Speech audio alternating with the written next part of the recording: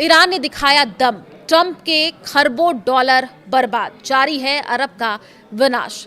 नमस्कार, मैं हूं आपके साथ आयुषी गुप्ता।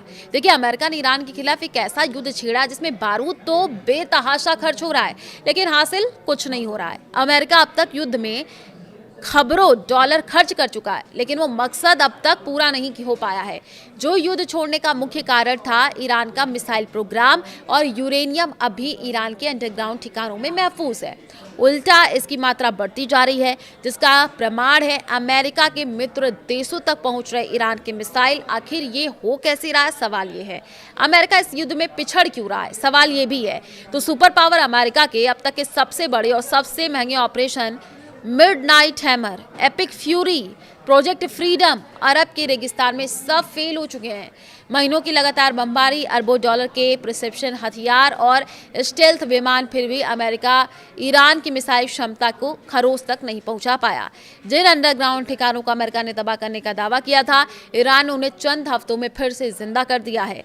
नतीजा ये रहा कि संपूर्ण अरब पर ईरान ने मिसाइल ग्रहण लगा दिया है। अमेरिकी बेस का दहन हुआ है। जॉर्डन से लेकर के कुवैत और इराक तक अमेरिका के हर सैन्य बेस पर ईरान की बैलिस्टिक मिसाइलें घातक ड्रोन कहर बनकर के टूट रहे हैं। ट्रंप जिसे छोटी झड़प बता करके अपने वोटरों को गुमराह कर रहे हैं, वो असलियत में अरब में अमेरिकी प्रभुत्व का अंत है। आखिर कैसे फेल हुआ ट्रंप का ऑपरेशन, ये भी आप समझ लीजिए। देखिए, ईरान के अंडरग्राउंड ठिकाने अमेरिका की नाकामी का पहला सिरा है। बॉम्बर्स की नाकामी। ट्रंप ने सोचा था कि संपूर्ण ईरान बारूदी जलजले में दफन हो जाएगा, इसलिए इजराइल के इनपुट पर अमेरिका ने सबसे महंगे हथियारों का इस्तेमाल किया, लेकिन दाव उल्टा ही पड़ गया। ये ईरानी इंजीनियरिंग चमत्कारी है कि अमेरिका ने करमनशाह में भारी बमबारी की है, लेकिन ईरान ने चंद हफ्तों में ही मलबा साफ कर दिया, भूमिगत ढांचों को फिर से चालू कर दिया।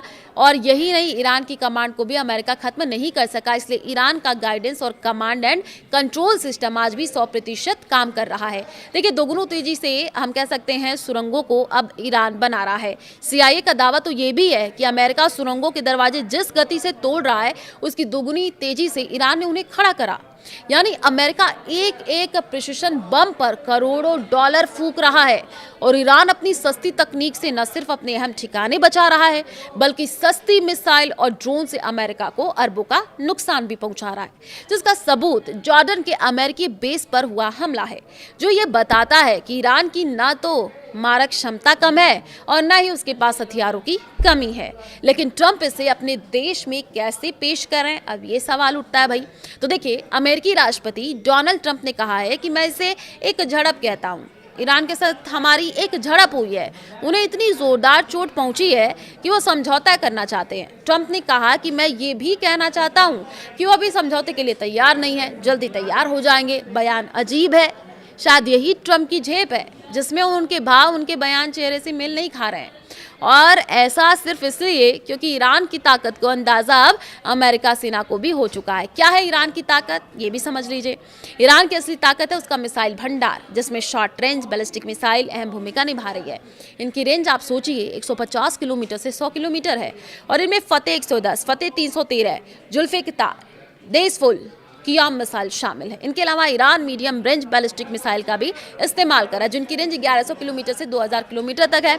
इसमें शहाब 3 गद्र 110 एम खैबर शिकन और हज कासिम मिसाइलें शामिल है। हैरान करने वाली बात तो यह है कि इन मिसाइलों का भंडार खत्म भी नहीं हो रहा है, और ईरान इंटरमीडिएट रेंज की बैलिस्टिक मिसाइल इस्तेमाल करने लगा। 2000 से 2500 किलोमीटर की दूरी के लिए ईरान सिजिल और खुरमशहर मिसाइल इस्तेमाल कर रहा है। हाइपरसोनिक मिसाइल फतेह को लॉन्च के लिए तैयार।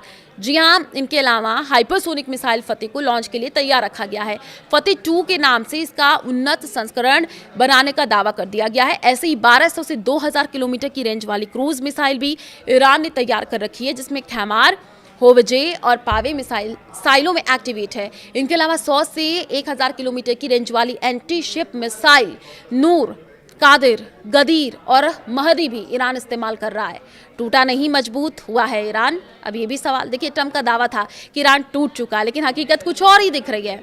ईरान ने अपनी ताकत का ऐसा प्रदर्शन किया कि पेंटागन में खलबली मच गई है। ईरान ने सरकारी टीवी ने जो है अंडरग्राउंड गोदामों का वीडियो जारी किया। ऐसा वीडियो जिसमें गोदाम के अंदर अराश ड्रोन भरे हुए, दिख रहे हैं। ये वही आराश ड्रोन है जिसे दुनिया का सबसे लंबी रेंज वाला आत्मघाती ड्रोन माना जाता है, जिसमें संदेश भी लिखा है कि अमेरिका के अड्डे इन ड्रोन के खौफ से दहलते रहेंगे। और इस खौफ का ताज़ा सबूत बीती रात कुवैत, इराक और जॉर्डन पर हुए हमले हैं। यही नहीं, ईरान की ताकत का अंदाजा इस बात से भी लगाया जा सकता है कि ट्रंप ने ईरान के बुनियादी ढांचे को तबाह करने की धमकी दी। ईरान ने अब जो है अरब का तेल, गैस और आर्थिक इंफ्रास्ट्रक्चर राख कर दिया। अब सवाल ये है कि आखिर ईरान की रणनीति क्या है और टारगेट क्या फिक्स गए हैं। जवाबी कार्रवाई के लिए 3 श्रेणियां तय। अमेरिका के हमले के बाद ईरान ने जवाबी कार्रवाई के लिए 3 श्रेणियां तय की है। इन श्रेणियों में अलग अलग देशों को अलग अलग टारगेट के रूप में चुना है। पहली श्रेणी में ईरान ने इजराइल, बहरीन और कतर को रखा है, क्योंकि इन्हीं देशों में अमेरिका के मुख्य सैन्य बेस हैं। दूसरी श्रेणी में ईरान ने उन देशों को शामिल किया है जो जहां अमेरिका का व्यापारिक हित है, और इसमें ईरान ने सऊदी अरब, संयुक्त अरब अमीरात और कुवैत को शामिल किया। तीसरी श्रेणी में ईरान ने उन देशों को हमले के लिए चुना है जहां पर ईरान के प्रॉक्सी भी सक्रिय हैं। इसमें इराक, सीरिया और जॉर्डन प्रमुख हैं। ईरान का मिशन संपूर्ण जो है अरब में ईरान के हमलों के बाद अरब में दहशत का माहौल है। कुवैत की सेना ने दावा किया है कि उनका एयर डिफेंस सिस्टम ईरानी ड्रोन हमलों को रोकने की कोशिश करा, लेकिन कुवैत में भारी नुकसान की सैटेलाइट तस्वीरें सामने आ रही हैं। इस महाविनाश के बीच अमेरिका ने ईरान पर एक बार फिर हताशा भरा जवाबी प्रहार किया है।